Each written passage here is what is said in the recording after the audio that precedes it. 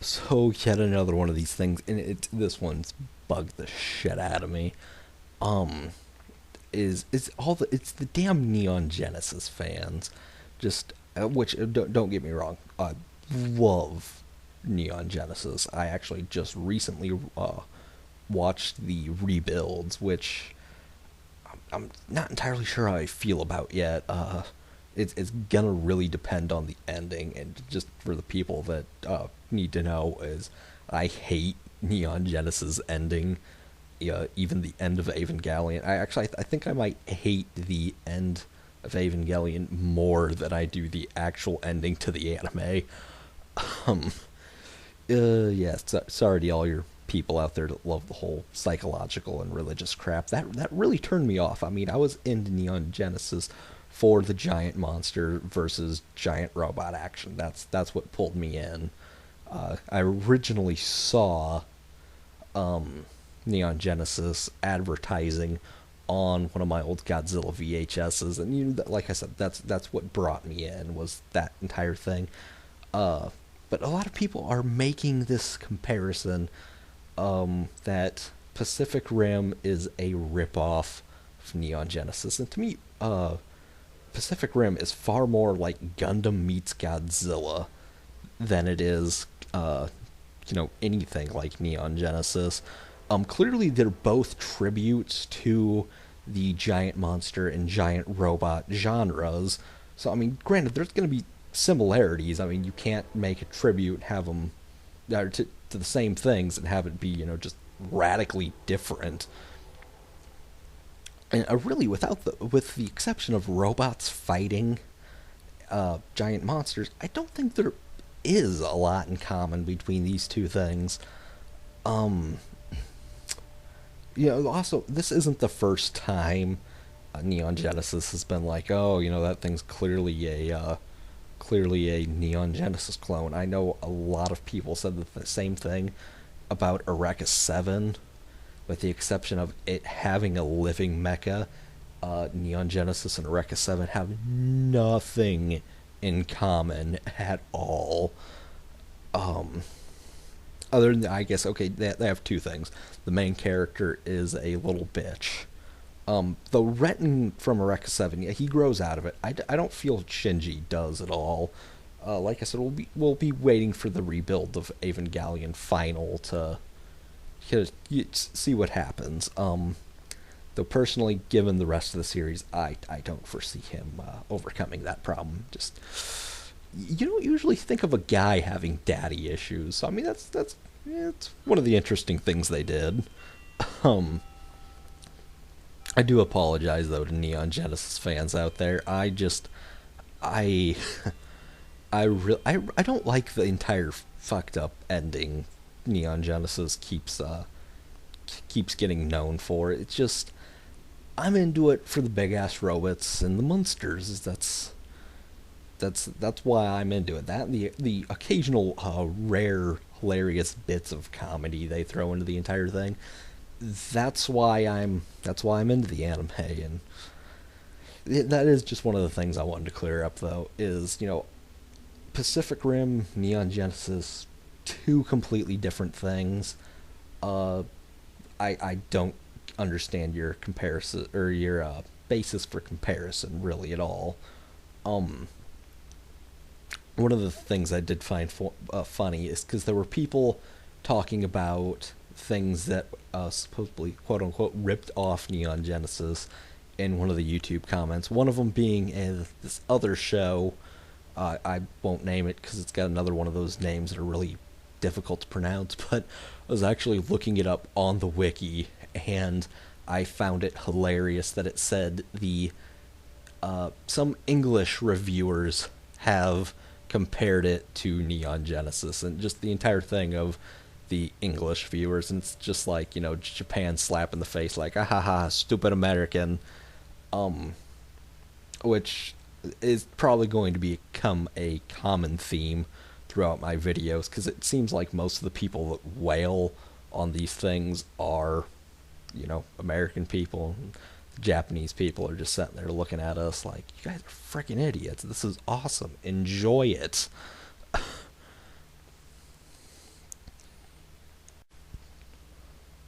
Also, really disappointing is the Pacific Rim game. This thing had a ton of potential. This could have been the thing people flocked to after watching the movie, and it wasn't. One, it feels a lot like a ripoff of the recent Godzilla games that have come out, which I think was a mistake with Colossal Kaiju Combat coming out. To me, the Pacific Rim monsters and mecha could have just been a uh, I think they're doing things like in release packs. To me, that's what that should have been for this game. Um, One of the things I think they could have done with it though, they could have really added to the storyline we didn't get to see in the movie. Like it could have been taking us through the storylines of some of the various Jaegers and their fights they had before they got taken down.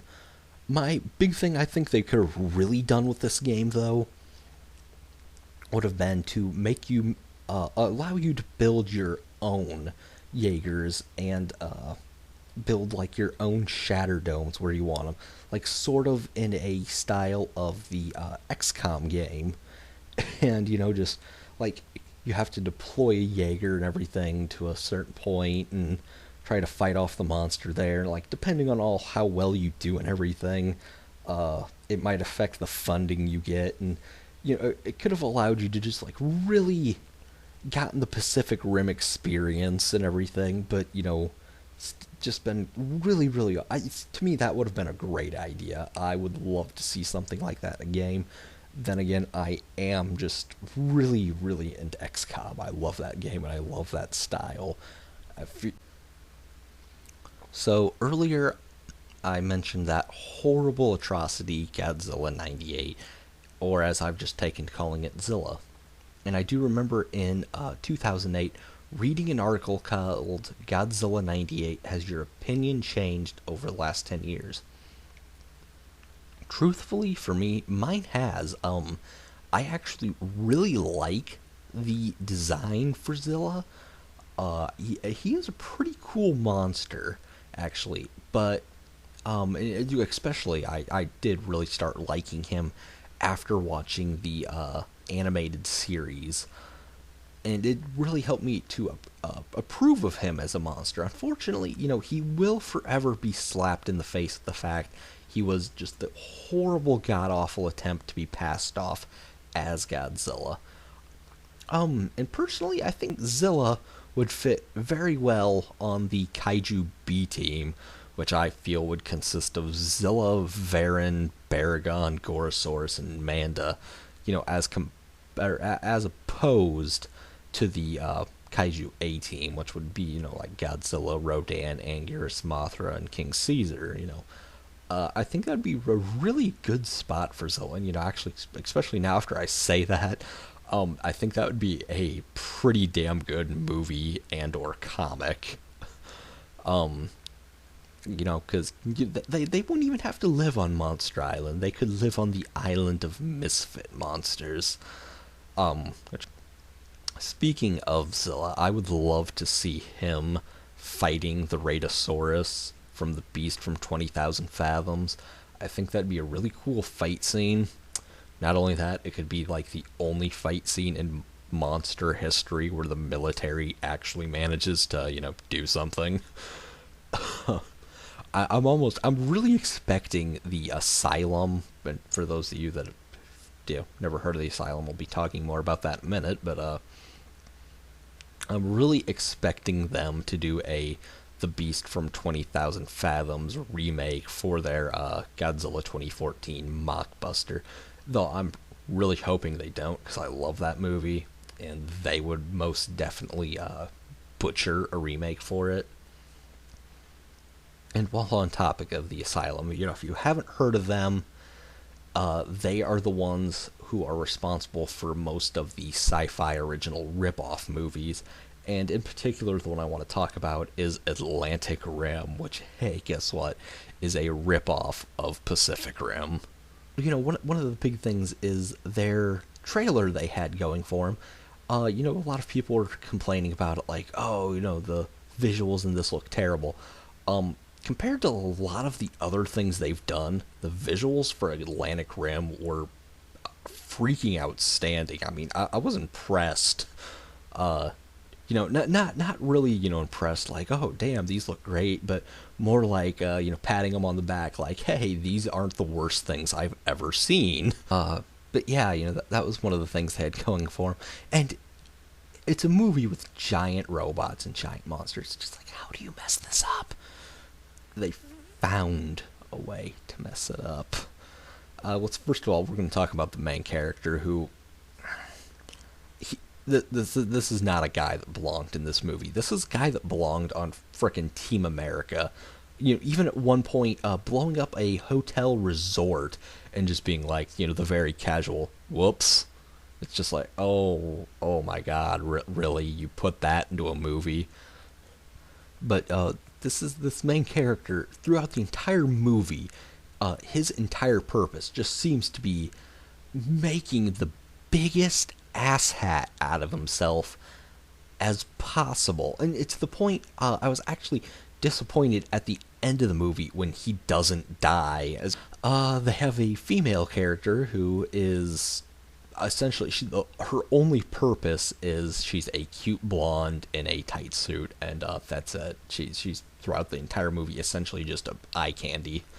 Our third character is an African American gentleman that, despite being our main character's best friend, is his exact opposite. Character goes throughout the entire film and is just portrayed as like, oh, this is the nicest guy ever, and it's just like, I don't care about these guys. I want to see robots fighting monsters. And the film, it has just all these moments that are just so stupid and confusing. Like, scene where our good, nice guy, he runs off and he's gonna save this little girl from a fire, and this is seriously like a 10-minute scene that does not need to be in this movie at all. But just really, two of the parts of this movie I hate the most, and they really did just kind of ruin it for me. The first one is right after the monster attacks, and they beat it and everything, and then it goes to this other scene of there's all these people that are lying dead in the streets, and they're just all bloodied up. And I'm sitting here looking at this like, how did they die? It's not like any of them were partially eaten or squashed. They were just laying in the road, bloodied up. They look like they had been shot. Now, the other scene is after they first encounter the monster. Our typical douchebag guy wants to be a hero, so he starts giving chase to the monster, getting ready to fight it. And our other two, backup robots start following him because, clearly,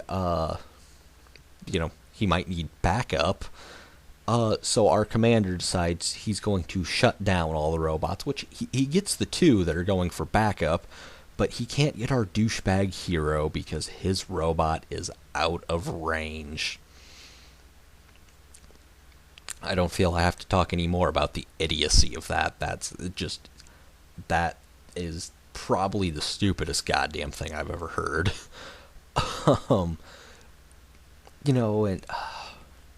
it's just like, holy hell, there's a giant monster there. Why would you ever shut down the robots? Because there's no chance that thing's gonna circle back around and, just totally destroy those things.